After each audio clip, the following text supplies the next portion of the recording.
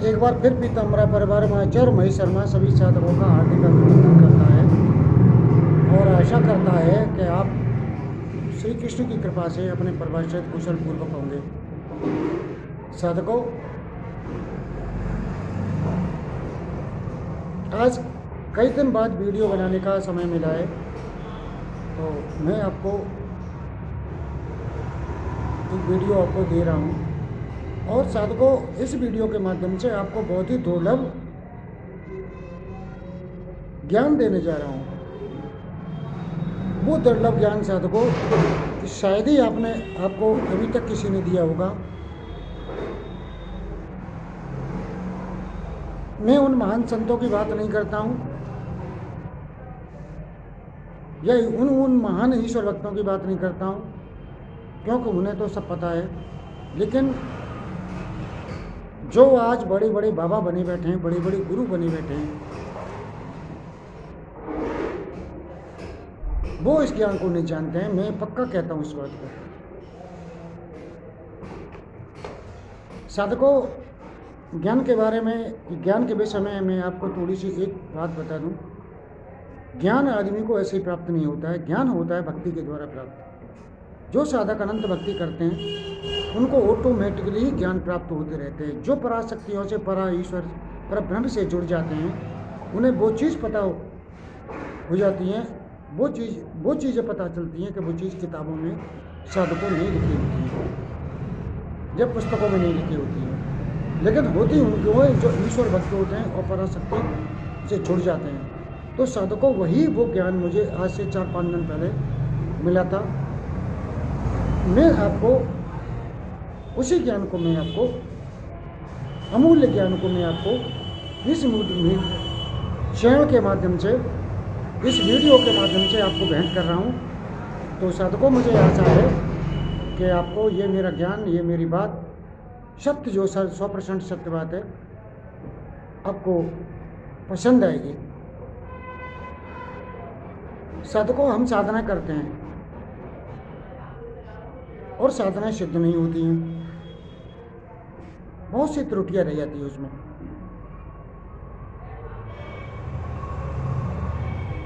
यानी साधना सिद्ध तो हो जाती हैं, ये प्रत्यक्षीकरण नहीं होता है। अब साधकों, साधना सिद्ध होने और प्रत्यक्षीकरण में ये मैं भेद होता है, मैं ये बता दूं। यानी कि चलिए आप साधना की कोई सिद्धि कर रहे हो और आपको प्रत्यक्षीकरण नहीं हुआ, तो भी आपको साधना सिद्ध हो चुकी है।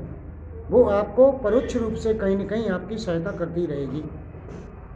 और जब प्रत्यक्ष हो जाती है, तो प्रत्यक्ष में तो ये है कि हमने सामने लेके लेना देना, ये सब कहना सुनना चलता है, खाना पीना ये सब चलता है प्रत्यक्ष रूप में सामने होकर। तो साधकों, मैं इस वीडियो के माध्यम से मैं तुम्हें आज ऐसी विधि बताने जा रहा हूँ, ध्यान योग की विधि बताने जा रहा हूँ, जिसके द्वारा 100% नहीं 1000% साधना सिद्ध होगी। वो आपको प्रत्यक्ष दर्शन भी होंगे। लेकिन इसमें साधक की योग्यता के ऊपर डिपेंड करता है कि साधक कितना योग्य है।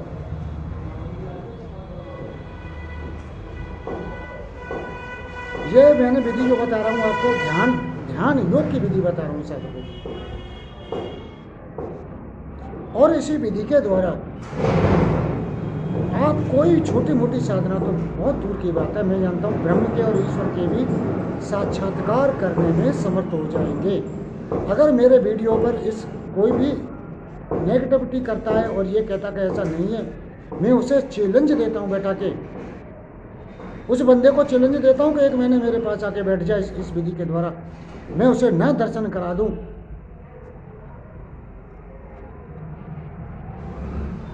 तो मैं जो भी दंडों में दंड लेने तैयार हूँ। साधकों, मैं कोई भी चीज़ या कोई भी बात या अपने वीडियो में कहता हूँ, मैं पहले उसे प्रैक्टिकल करता हूँ।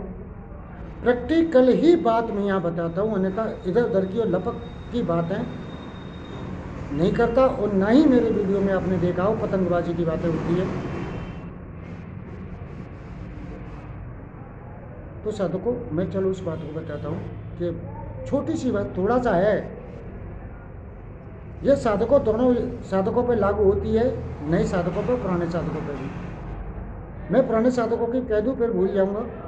जो पुराने साधक साधना किए हुए हैं और उन्हें सिद्ध नहीं हुए, इसी विधि को करें। वो साधना सिद्ध नहीं हुई है उन्हें, इसी विधि का करें प्रयोग। और नए साधक हैं, नए साधक पहले चरण में साधना करें, और पहले चरण में यदि उनकी साधना सिद्ध नहीं होती है तो इसी विधि का प्रयोग करें। वो मैं गारंटी देता हूँ साधकों, ये मेरी प्रमाणित विधि है मेरी, कि आपको साधना सिद्ध होगी। अब आपका करना क्या है? आपको कुछ नहीं करना है, कुछ नहीं करना है। रात को 10:30 बजे के या 10 बजे के बाद आप एकांत कमरा में बैठें, 3 मिनट का नाड़ी शोधन करें, 3 मिनट का प्राणायाम करें, 3 मिनट का प्राणायाम और 3 मिनट का नाड़ी शोधन करें। ये हो जाएगा तुम्हारा। अब क्या करना है आपको एक छोटा सा काम करना है। आपको केवल ओम का जाप करना है। क्या करना है? ओम का जाप करना है। और ध्यान किसका करना है? जिसकी तुम साधना करेंगे।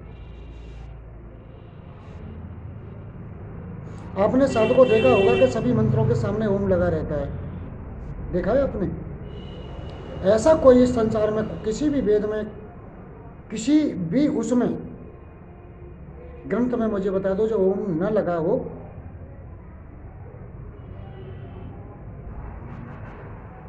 किसी भी मंत्र में ओम ना लगा हो। तो साधकों, मैंने जब ओम पर सर्च किया कि ओम आखिर क्यों लगाई आगे, तो मुझे पता चला कई दिन बाद, जब शायद 2 या 3 दिन बाद मुझे पता चला कि ओम यूं लगा होता है। और अगर आप किसी मंत्र को जप के ओम के द्वारा ही किसी भी साधना को करें, ध्यान योग की साधना को करें, तो उसको तत्काल दर्शन होंगे उसी। छोटी सी बात है साधकों, इतनी सी बस, लेकिन काम कितना बड़ा है।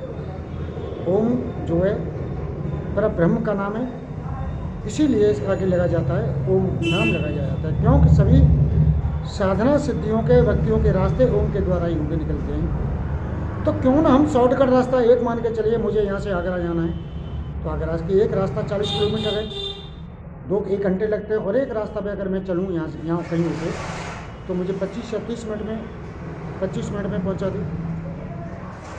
तो ये जो विधि बताई है, मैं बता रहा हूँ, मैं आपको शॉर्टकट विधि बता रहा हूँ जो मुझे पता चली है। और मेरी आदत है साधकों को, मुझे जो भी पता चलता है मैं आप सभी लोगों को बताता हूँ। बहुत से लोग होते हैं कि इन चीज़ों को गोपनीय रखते हैं और गोपनीय रख के मर जाते हैं। वो सोचते हैं कि हमारी ये चीज़ें खंडित हो जाएंगी, हम किसी को बता देंगे तो आगे बढ़ जाएगा। लेकिन मेरे अंदर ऐसा नहीं है। जो साधक मेरे साधना करते हैं और अच्छे अनुभव होते हैं, तो मुझे बड़ी खुशी होती है साधकों। और जिन लोगों की साधनाएँ बीच में रह जाती हैं और छोड़ के भाग जाते हैं, तो मुझे बड़ा कष्ट होता है। मैं चाहता हूं कि अधिक से अधिक लोग साधक आगे बढ़ें, अधिक से अधिक शक्तियों को अर्जित करें, ताकि वो देश के काम आ सकें, इस संसार के काम आ सकें, इस जनता के काम आ सकें, इस समाज के काम आ सकें, ऐसे ये अपने भाई बंधु कुटुंब परिवार के काम आ सकें। साधकों, मैं फिर एक बार कहता हूँ यहाँ आपको कि एक सूर्य बन के आप यहाँ चमक सको, तो दीपक ही बन के चमक जाओ, ताकि अपने परिवार में तो जला कर दो। और साधकों, एक बात और बता दूँ यहाँ, जो भाग्य के भरोसे बैठे रहते हैं उसे संसार में कुछ नहीं मिलता है। और जो कर्म के भरोसे बैठ रहते हैं, कर्म करते हुए कुछ पाना चाहते हैं, तो उन्हें अपनी इच्छाओं से कई गुना अधिक मिलता है।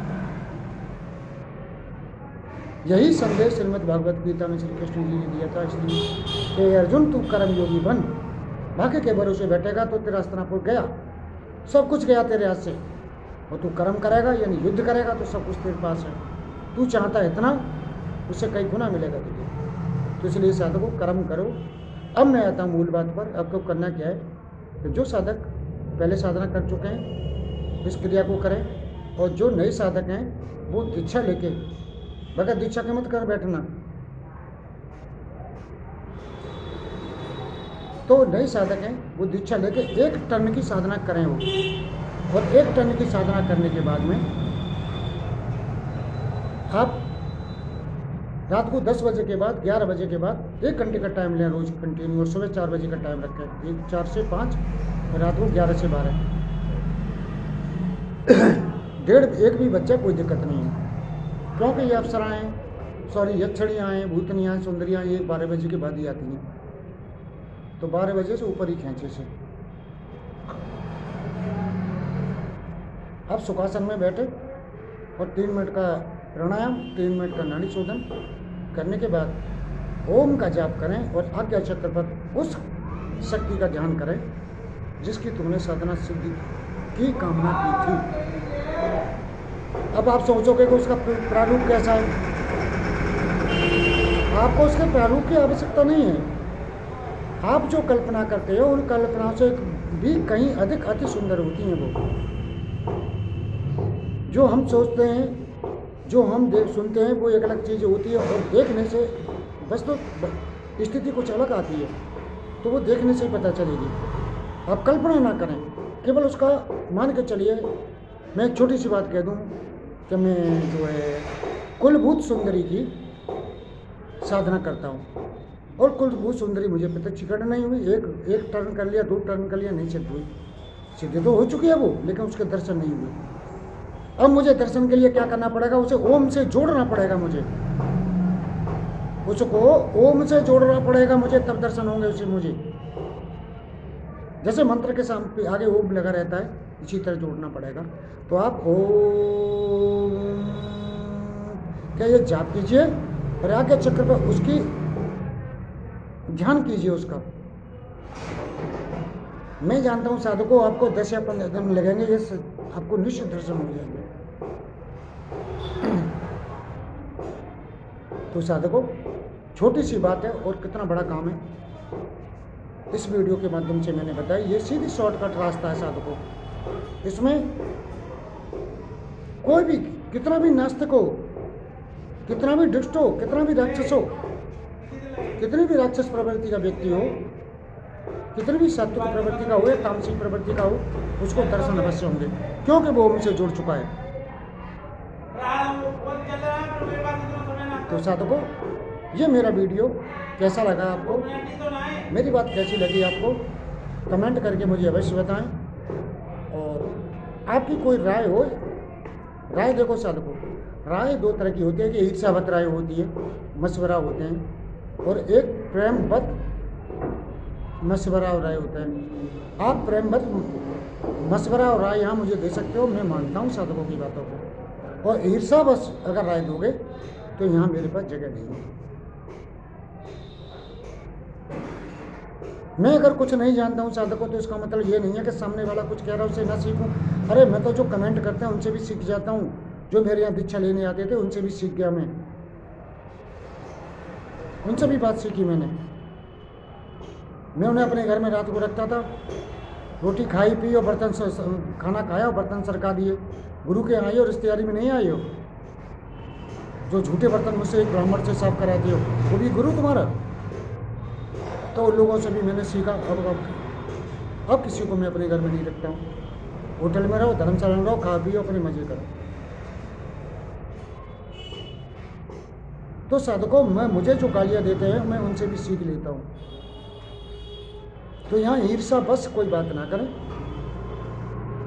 प्रेम बस कुछ भी कहने को तैयार है, मैं सुनने तैयार हूँ। इसी के साथ मैं वीडियो का समापन करता हूँ। अगले वीडियो में फिर आपसे मिलूंगा। जब तक के लिए हरे कृष्ण हरे कृष्ण हरे कृष्ण। साधकों, अंत में एक बार और कहना चाहूँगा,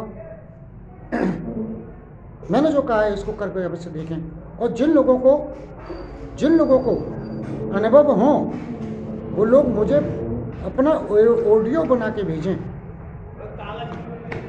ताकि मैं अपलोड करके और साधकों को दिखा सकूं कि देखो साधक, मेरी कही हुई बात में कितना दम था।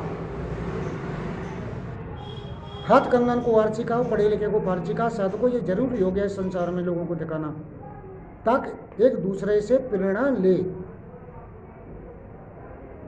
इसी के साथ मैं वीडियो समापन करता हूं, और नए साधकों से कहता हूं कि मेरे प्रिय साधकों, चैनल को सब्सक्राइब करने में आप मैसेज करते हो, मुझे व्हाट्सअप करते हो, बातें पूछते रहती हो, क्या 1 घंटी दबाने में क्या आपका कुछ ध्यान है? चैनल को सब्सक्राइब करने में या वीडियो को लाइक करने में आपका क्या जा रहा है? जब मेरे तुम घंटा घंटा भर खा जाते हो फ़ोन से बात करते करते, तो क्या तुम एक बटन दबाने में तुम्हारा कुछ बिगड़ रहा है? ऐसे कृपणीय लोगों को जो अंदर ईर्ष्या रखते हैं, कभी जीवन में कुछ नहीं मिलने वाला है।